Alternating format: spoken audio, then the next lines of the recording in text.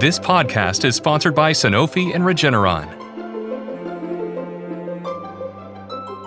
Hello, you're listening to Self-Care for the Caregiver, a Dupixent dupilumab podcast sponsored by Sanofi and Regeneron.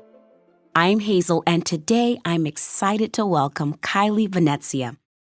Kylie is a behavioral scientist with a background in clinical psychology. She's here to talk to us about how caregivers can build a treatment routine for children living with a chronic condition. It is important to remember that we are not healthcare providers, and we will not be providing medical advice. Welcome, Kylie. Thanks so much, Hazel. Before we begin, I'd like to share some information about Dupixent with our listeners. Dupixent is a prescription medicine used to treat adults and children 6 months of age and older with moderate to severe eczema that is not well controlled with prescription therapies used on the skin or who cannot use topical therapies. You should not use Dupixent if you are allergic to dupilumab or to any of the ingredients in Dupixent. Please stay tuned until the end of the podcast for full important safety information and links to full prescribing information, including patient information. So, Kylie, most caregivers are familiar with creating routines, and I'll bet some of our listeners have been successful in creating a treatment routine, but others may still be figuring out what works for them and for their child. For sure. And being in either place is okay. Caregivers shouldn't be too hard on themselves. Building any routine takes practice, but over time, we find ways to fit new routines into our lives. Think about all of the successful routines we already have with our children. Whether it's a morning routine before school, or an after-school pickup routine, or a before bedtime routine, we often repeat the same series of habits daily. So we're all successfully managing routines every day. Why are these routines so important? Well, kids' minds are like sponges. They are constantly absorbing new information. The thing is, kids don't always know what to do with that information. That's where routines come in. They provide clear expectations, which can make trying new things a little more manageable and a lot less intimidating. Think about all of the habits a young child already has, like brushing their teeth before bed or washing their hands after they use the bathroom. At some point, these were new concepts for them, but after being repeated consistently over time, they became healthy routines. Considering the amount of uncertainty and learning that comes with a new diagnosis, routines must be especially important for children living with a chronic condition and for their caregivers too. Absolutely. When a child is diagnosed with a chronic condition, lots of things can change. From their diet to having to take medications to new considerations when it comes to their activities. It's not easy, is it? No, it's not. And taking medication of any kind can be especially stressful for children. But a routine lets the child know what to expect and can help reduce that stress. And if the child is less stressed about treatment, it may mean less stress for the caregiver too, right? Exactly. Think of a treatment routine as a tool that can help support the child, the caregiver, and the whole family adjust to a new normal. Repetition helps behaviors become more ingrained and automatic. So an established routine may even make it easier for caregivers to help their children continue taking medications as prescribed. And we know staying consistent will give them the best chance of seeing the benefits of their treatment. Right. Chronic conditions need to be continually managed. That's why a routine is so important. Eventually, a routine becomes just that, routine. It becomes part of everyday life, and that makes it easier to stay on track with treatment long term. That makes sense to me. So, Kylie, how can caregivers get started? Well, I recommend taking a step-by-step approach to building a routine. Okay. Can you give us some steps we can take? You bet. First, think about your child's treatment routine from start to finish. I would recommend writing each step down and making a list of everything you'll need. It can also help to visualize the steps, whatever works best for you. I love a good list. Me too. Are you game to try creating one together to help our listeners? Sure. So, step number 2 could be identifying what you'll need to administer the treatment. For instance, you want to make sure you have a quiet spot where you won't be interrupted. You may want to lay out all the items you'll need beforehand too, so everything is easily accessible. Those are great things to think through as you prepare for treatment. Then think about what you can do to make your child feel relaxed throughout the treatment process. You can help with this step, Hazel. What might help a child feel relaxed, do you think? Maybe holding their favorite stuffed animal would help, or listening to a playlist they really enjoy. Perfect. And then as a last step, think about ways you can celebrate your child finishing their treatment routine and transition back to daily activities. You could read a favorite book together or go to the park. Maybe even get some ice cream after treatment. I have a sweet tooth, so you know what my vote would be. Yes, celebrating your child's courage and accomplishment with a special ritual, like reading a book together or giving them a sticker or a special treat, will make them feel special. And it gives them something to look forward to after their treatment routine. It's the fun part. And research suggests that behaviors that are rewarded often become habits more quickly than those that are not. Anything else caregivers should keep in mind when creating a plan? Yep.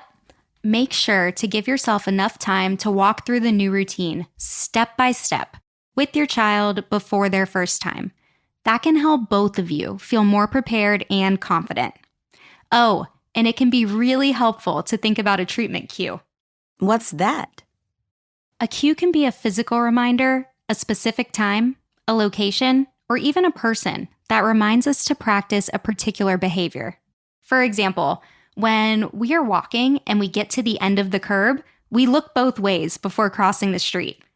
Over time, through repetition, we connect the cue, the curb, and the behavior, looking both ways, automatically, so we no longer have to consciously think about it. So if I want to exercise more often, I should put my running shoes by the door instead of under my bed? Yes, exactly. That could be an effective reminder to exercise. Like I said before, a cue for treatment behavior can also be a specific time and place. For example, if spending Saturday morning playing in the living room after breakfast is a relaxing ritual for your family, why not see if your child is open to taking their treatment then? That way, heading to the living room after having pancakes could be the cue for treatment. And if you pick a time and place that are part of an already established routine, you are more likely to remember the new habit. Got it. So you've given us some great tips for creating a routine that sticks, taking a step-by-step approach, walking through the plan with your child before their treatment, and even using treatment cues. But maintaining a new treatment routine on top of parenting can still be a real balancing act, no? For sure. And caregivers often feel pressure to be perfect, but that isn't a realistic goal for any of us. Build in some flexibility and remember to give yourself some grace. Absolutely. Our listeners have so much going on. They certainly do. It's really important to be patient with yourself because you may have obstacles. For example, if your child is really overwhelmed during treatment, you may feel overwhelmed too, especially if you're traveling or juggling extracurricular activities. It can certainly make things more difficult. Well, if I've learned anything from all these conversations, it's the importance of acknowledging what you're up against and celebrating any progress you make. Right. Even if you haven't reached the goal you've set for yourself, you're actively thinking about it, and that's progress itself. Give yourself credit and practice patience for what you have yet to do. Listeners, if you need more help giving yourself a little grace, definitely check out episode 2 of this podcast, Practicing Self-Compassion. It's full of tips and support. Great idea. Being a caregiver can be difficult sometimes, and practicing self-compassion can really help. What else can help caregivers work around obstacles along the way? Well, we all know children may not be ready and willing at treatment time. It's not uncommon for kids to be resistant sometimes, and that can definitely be an obstacle. One thing I've heard that caregivers find helpful is making a big deal out of treatment day. Some really treat it like a special occasion. I can see how that would make it a more positive experience for their children. Right. This reminds me of Amber's story. She's a Dupixent caregiver ambassador whose son has had a chronic condition with severe symptoms since he was an infant. To help him feel ready for treatments, she added a positive experience before and after each treatment. Really? What would they do? Before treatment, they would do something relaxing, like practice a breathing exercise. Then afterward, he could pick something he enjoyed, like watching a show or hanging out with his friends at the park. Adding these experiences helped both of them stay motivated. It sounds like motivating her son was all about finding small rewards that fit his interests, personality, and age. They didn't cost anything, but I'm sure he valued them. Definitely. Caregivers may think that they have to build treatment routines all on their own, but collaboration and communication with your child are really key to making it work. Talk with your child often about their treatment. Ask how they're feeling, what's working, and what's not, so you have a better understanding of their treatment experience and needs. And as kids get older, their routines will change, so it's important to keep the lines of communication open. They may want to take on more responsibility for their treatment. We have an episode about that too.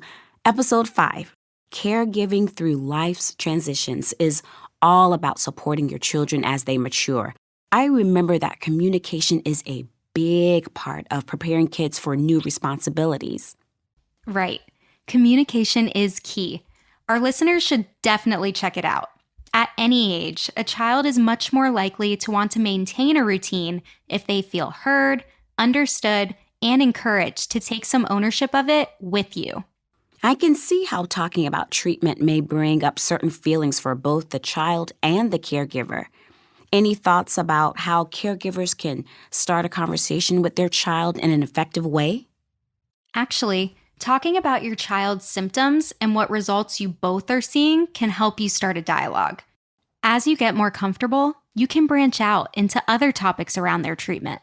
No matter how you start the conversation, it's important to practice good communication skills such as active listening. This is particularly important if your child is showing signs of resisting treatment. I love that idea and hope listeners give it a try. I do want to jump off of something you just said. Children may sometimes resist treatment. What can caregivers do in those moments? Well, you'll definitely want to get to the heart of the matter. An important first step is to have a conversation without distractions like phones or TV. Since you're really trying to connect with your child, that makes a lot of sense. Yes. And as hard as it might be, try not to problem solve right out of the gate. And you want to stray away from closed-ended questions with yes or no answers. Consider asking open-ended questions instead, such as, how do you think it's going? Or what part of your routine isn't working for you? Or what do you feel you need that you're not getting now? When they're done talking, repeat back what you think you heard or what you understood them say. It's important to show them you are really listening and acknowledge their feelings. We actually talk more about these communication techniques, active and reflective listening, in episode 3, Navigating Social Landscapes. Great. Our listeners can learn more in that episode, so I'll just provide one last tip here. Open-ended questions typically start with what or how, which require a more detailed response. When your child gives you these extra details, you can better understand why they may be resisting their treatment routine. Then use those insights to support them. And you can always bring questions from your conversations to your visits with your healthcare provider. Speaking of, doctors are starting to include children in conversations about their care during office visits more and more. What are your thoughts on this shift? I like it. Research shows that children who have a voice in their own care usually have a stronger relationship with their healthcare provider, remember more, and are more invested in their own care at home. So, by including your child in conversations about their health at doctor's appointments and at home, you're setting them up to be more involved in their own care and hopefully for a better overall treatment experience. Over time, this may mean they'll be more committed to their own treatment routines into young adulthood. It's all about feeling empowered. Absolutely.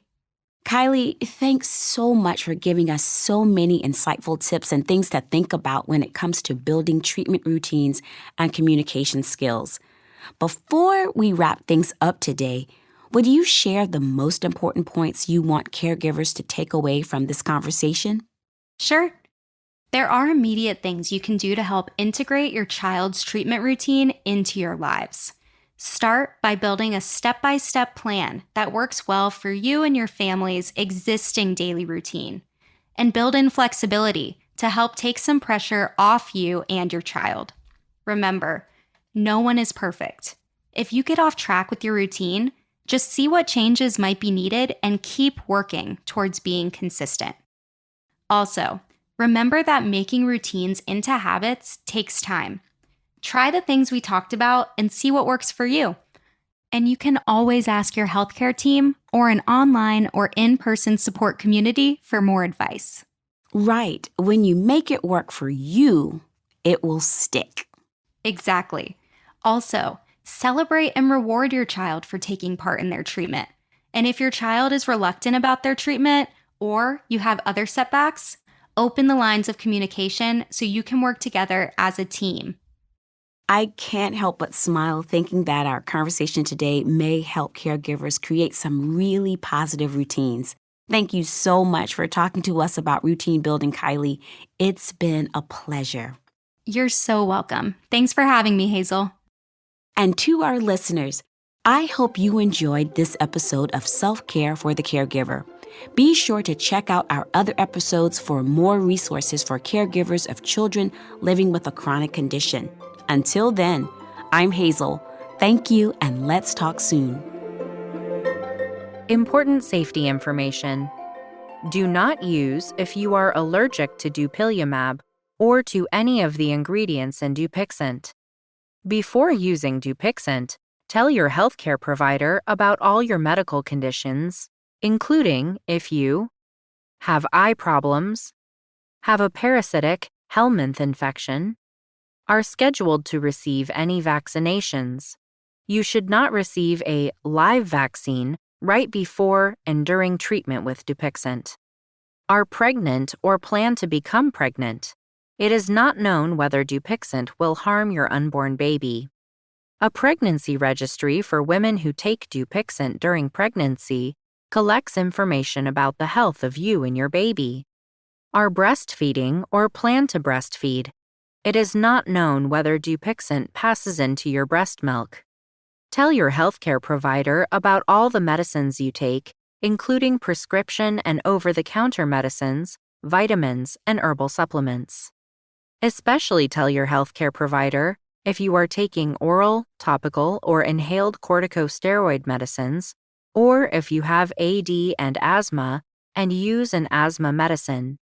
Do not change or stop your other medicines, including corticosteroid medicine or other asthma medicine, without talking to your healthcare provider. This may cause other symptoms that were controlled by those medicines to come back. Dupixent can cause serious side effects, including allergic reactions. Dupixent can cause allergic reactions, including skin reactions, that can sometimes be severe. Stop using Dupixent and tell your healthcare provider or get emergency help right away if you get any of the following signs or symptoms: breathing problems or wheezing, swelling of the face, lips, mouth, tongue, or throat, fainting, dizziness, feeling lightheaded, fast pulse, fever, hives, skin rash, including rash that looks like a bullseye, or painful red or blue bumps under the skin, general ill feeling, itching, swollen lymph nodes, nausea or vomiting, joint pain, or cramps in your stomach area. Eye problems. Tell your healthcare provider right away if you have any new or worsening eye problems, including eye pain or changes in vision, such as blurred vision.